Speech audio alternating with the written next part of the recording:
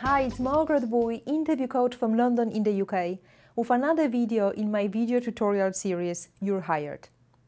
Today I'm going to talk about interviewing techniques and tips on how to put your best self forward to get the job and how to handle competency-based questions. You might be like a lot of people I work with on a one-to-one basis. You are very good at what you do, yet you feel uncomfortable selling yourself or fielding unexpected questions. I've had so many people tell me, I know I can do the job extremely well, but I'm failing in the interviews. The good news is that interviewing is a skill you can learn.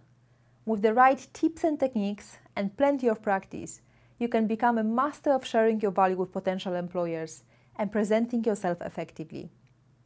Let me give you some tips on how to do it in this video.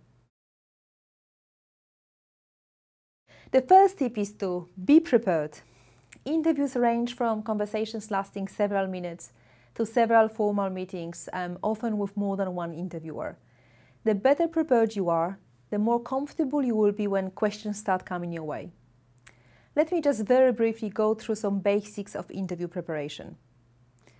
Do your research. Gather information about company and the position available. Try to get the records, turnover, etc. Part of the research is to demonstrate that you're keen, but it's also for you to find out if this is the company you would like to work for.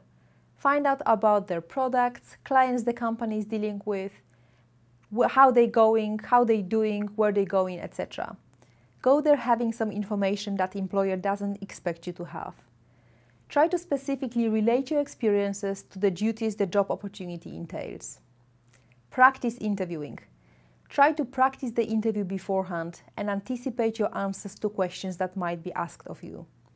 Enlist a friend or a professional to ask you sample interview questions. Practice making eye contact. Handle logistics early. Have your clothes, CV and directions to the interview site ready ahead of time. Arrive a bit early and know exactly who you will be interviewing with to avoid any extra stress. Tip number 2. Tailor your examples to the job. Applying your examples to a specific employer or job is the next step. Put yourself in the interviewer's shoes and pose the questions you would ask. Which stories are relevant to this job interview? Think about personal examples that show how you handled change, made choices under pressure, or learned lessons from mistakes and failures. Learning and appreciating your story and your examples is a prerequisite to any interview progress. Don't rely on your ability to think on your feet. Anticipate the questions and have answers at the ready. In the end, this is about making a great and memorable impression that demonstrates competency and ability. You might want to start by developing your examples around the following areas. State times where you have either made money or saved money for your current or previous company. Focus on a crisis or two in your life or a job and how you responded or recovered from that. Think of a time when you functioned as part of a team and what your contribution was. If you're having troubles developing a good interviewing story and examples, ask your friends or family members for their own success stories. Notice the elements that make them flow, such as specific details and a smooth flow. Notice elements that don't work, such as vagueness or rambling. Then think about your own experience and try to uncover the moments when you really excelled and when you rose to meet a challenge. After you identify several, practice them until they flow easily and work on adapting them to different types of questions. Tip number 3. Anticipate likely questions. The first step if you want to succeed at interviewing is to figure out what the interviewer is thinking and what is driving this person.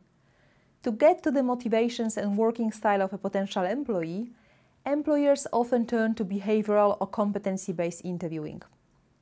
Traditional interview questions ask you basic questions such as, tell me a little bit about yourself, or why do you want to work here? In a competency-based interview, on the other hand, they're going to be asking you for very specific examples. Be prepared to be asked for details including names of people, dates, and customers. They ask you about projects you've been involved in how you handle deadlines, how you made decisions, etc. When you give examples from your work experience, the behavioral interviewer is going to probe you to try to understand how you think. The questions will start with, tell me about a time, or describe a situation. And then you might be encouraged to elaborate further with questions like, so what were you thinking at that point? What was your decision-making process? Or tell me how that meeting went with your manager. Therefore, when giving examples, use the STAR statement format. And that stands for situation, task, action, result. Situation. Describe a work-related situation that you were in or the task you had to accomplish. Be very specific and give details, but keep it short and concise. Action.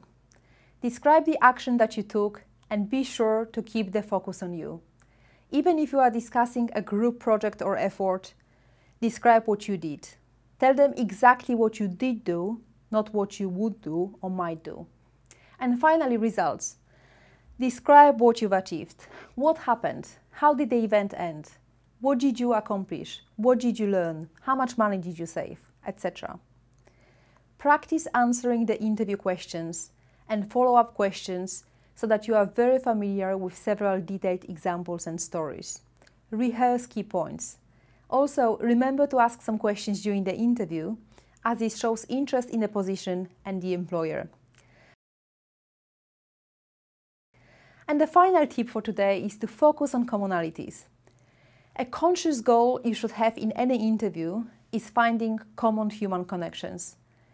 If you set out with the intention to discover how you and the person interviewing you are connected and what you will share, you will discover commonalities much faster. And the interviewing process will be much less intimidating because of it. Do your research then.